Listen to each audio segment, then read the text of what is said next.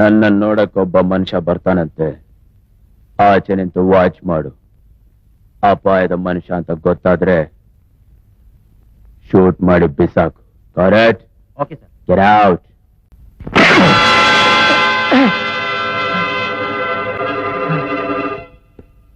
ಅನಿಲ್ ರಾಜ್, ಮರ್ಯಾದೆಯಿಂದ ಸರೆಂಡರ್ ಆಗ್ತೀಯೋ ಇಲ್ವೋ? ಇದೇ ನಿನಗ್ ಕೊನೆ ವಾರ್ನಿಂಗ್. ನನ್ನ ಕೈಯಿಂದ ತಪ್ಪಿಸ್ಕೊಳಕ್ ನಿನಗ್ ಸಾಧ್ಯ ಇಲ್ಲ.